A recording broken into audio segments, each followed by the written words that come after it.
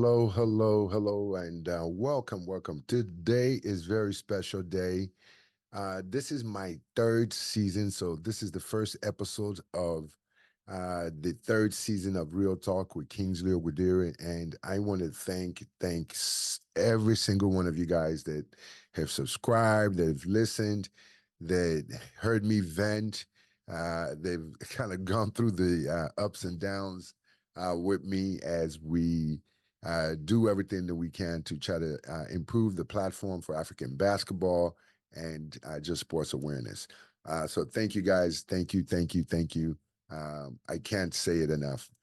Now, I have very exciting news. I thank God I just completed a trip to Nigeria where we were looking to develop talents, help with Imo State, where I was born and where the first 10 years of my life was spent. So it's been great honor getting involved in sports there, trying developing an academy and helping young athletes find their own pathway. I want to thank His Excellency Senator Hope Ozodinma for his excellent vision and assistance in helping us basically give opportunities to the youth of Imo State. So thank you again, His Excellency. And also thank you. I'm very honored to be appointed special advisor, diaspora sports to the governor of Imo State, His Excellency Senator Hope Ozodinma. I really, value this honor, this special honor that's been bestowed upon me. And I hope to carry the mantle and moving forward, move the sports in Imo State forward, hopefully give a lot of opportunities to some young people to do some great things and restore our great state, to the sports giant that it once was. So thank you again for that honor. I'm very blessed, and I look forward to tackling the challenges and doing everything that I can to advance the sports in Imo State and all of Nigeria. All right, now I started this show, if anyone is not aware, to promote Nigerian basketball and African basketball as a whole. Since then, we've evolved into great many areas, but one area that is still a little bit troubling is the Nigerian Basketball Federation and its handling of players and lack of leadership at times that is demonstrated. I'm not here to, constantly bash them, and I want to give them kudos for some of the accomplishments that they've done over the years, despite, their, what I consider efforts to sabotage the national team. Our women still managed to achieve success. So congratulations to those wonderful ladies for, not only winning Africa for the fourth time, which is unprecedented, but also qualifying for the Paris Olympics that's coming up. So, that is kudos, to those young ladies. Now, as we all know, the Basketball Africa League is set to kick off its fourth season. It's fourth season now. Nigeria, we see ourselves as the giants of Africa, the dominant, how should I say this? The king of the lion, right? After all, we are the tigers, So as Basketball Africa League gears up for its fourth season, excitement is palpable across the continent. However, amidst that anticipation, Nigeria, often hailed as powerhouse in Africa, in African basketball, finds itself notably absent from the list of host countries. Why is that? Now, this is the powerhouse of Africa, the giant. But we're not on the list of host nations. Now, you might think, are they slighting Nigeria? Is it, a diss? Well, the answer lies in a tale of two factors: infrastructure and leadership. So, Africa's giant is lacking in infrastructure and leadership. Nigeria, despite its rich basketball culture and passionate fan base, struggles with inadequate facilities to host such events of such magnitude as the Basketball Africa League. While other countries like South Africa, Egypt, Senegal, Rwanda, yes, I said Rwanda, these countries boast a state of the art arenas. Nigeria lags behind in this aspect. You notice I mentioned countries like South Africa, which you can say, yeah, South Africa is a big, big South African, big African country, right? They know they advance. You can okay, Egypt. Come on, Egypt is a big country. Yes, Senegal. Okay, they're powerhouse. Rwanda. Come on, y'all. Rwanda. And my Rwandan people, this is not a diss to y'all. Please, no, I mean no offense. It's just that I'm trying to compare the small country like Rwanda that Nigeria is how many times bigger than. We're the powerhouse. Rwanda is hosting Basketball Africa League. Are we ashamed? No, they're not ashamed. They'll come up with all kind of nonsense to blame somebody like me that's bringing you this information. Me as a player, I remember this is how sad it is. Nigeria, I remember in 1998 on the national team, one of our players during practice, while we're preparing for the world championship, jumped in the air, came down, his feet went through the floor. It's not a joke. When I say it, they'll blame me and point the finger. Oh, Kingsley, maybe I should have fixed the floor. You know what I mean? I'm a player. We had to stop practice while they try to patch up the wood floor.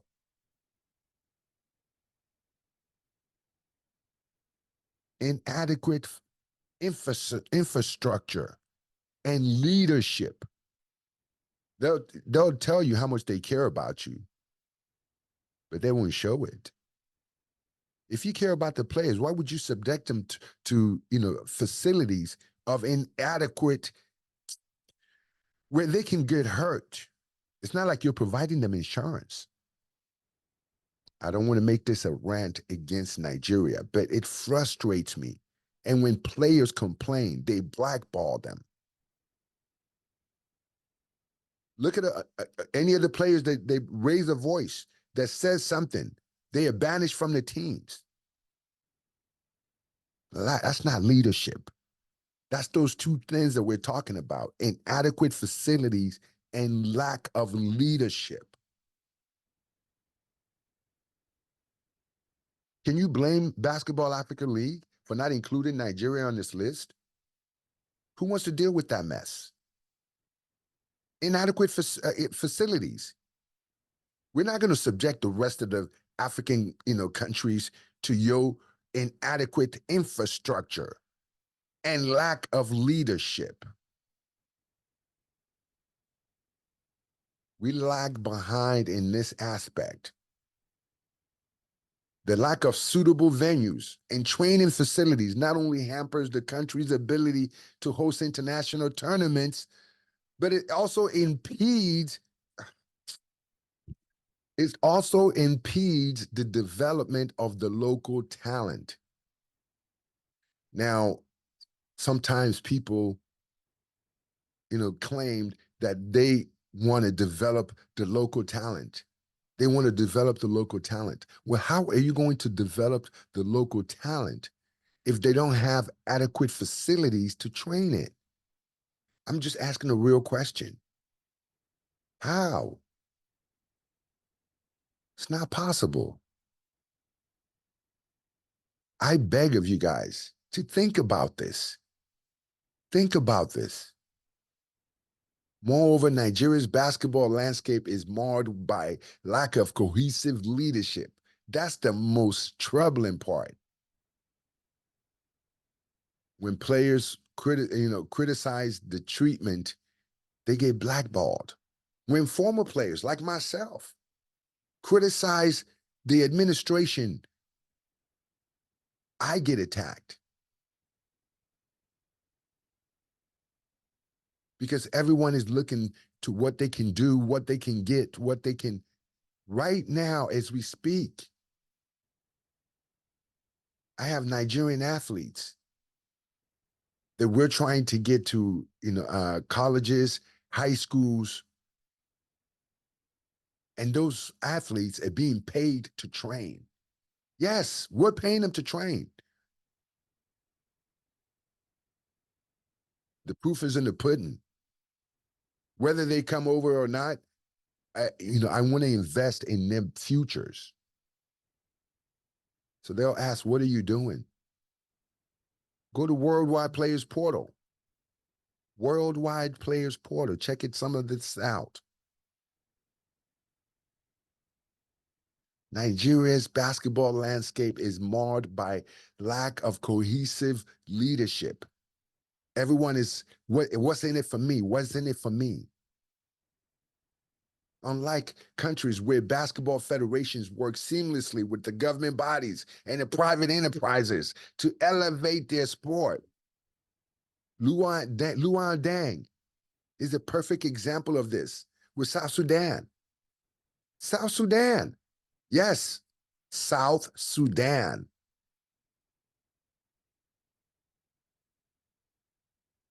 They're the king of Africa right now. But this is not a rant. I'm just trying to bring awareness to what's going on.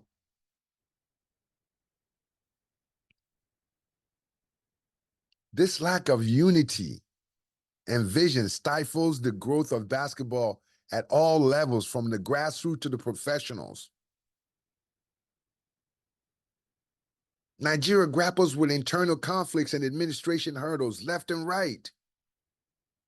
You can't grow the game with this administrative chaos all the time.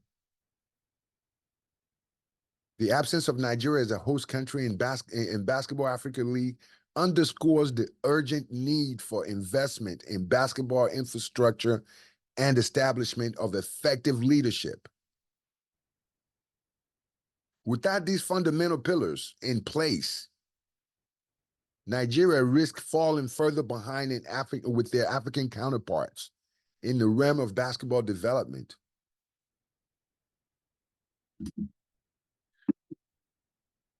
Very frustrating, y'all. Very, very frustrating.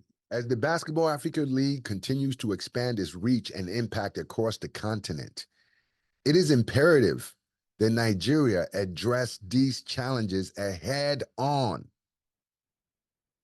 Only then can the country reclaim its status as basketball's powerhouse and provide its talented athletes with platform they deserve. It's time for Nigeria to set up its game, both on and off the court. Let's stop talking about it and be about it. I'm working right now to, due to my new appointment, thanks again to His Excellency Distinguished Senator Hope Uzodinma for the appointment of us special advisor to diaspora sports. There's an arena that we're trying to develop right now in Imo State, because I am tired of Nigeria having no facilities where we can, have these young people, play and expand their game. We need arenas. Let's stop acting like we are, a small country where, yes, don't get me wrong. I love all of the outside course. I love all of the, basketball camps, everything that's going on. But it is time for us to step up our game. How long must we continue with no credible basketball league? How long? And everyone acts like it's the norm. It's not the norm. You guys know, the people that know me, I'm not here to, whether you like me or not, but I do want you to hit the like button for this instance. But whether you like me or not, I don't even care. If you don't hit the like button, so what? The truth must be said. So y'all, Basketball Africa League, it's a great opportunity for us to show what we're made of. Let's stop thinking like people that have no vision. We have vision. You cannot rule from the back. You cannot. All right. So I promised that I wasn't going to get too carried away, but we must stop, criticizing and punishing players for, we must stop punishing players for criticizing lack of leadership, especially when those players are being impacted. Let's make this change happen. Check out the links if you want to support Nigerian basketball, if you want to support, my vision, the things that I'm working on. Check it out. Hit the like button. Hit the links below. Let's make a change. It starts with me and you. I'm trying to do everything that I can. Help me make this happen. This is Real Talk with Kingsley Ogudere. Until next time.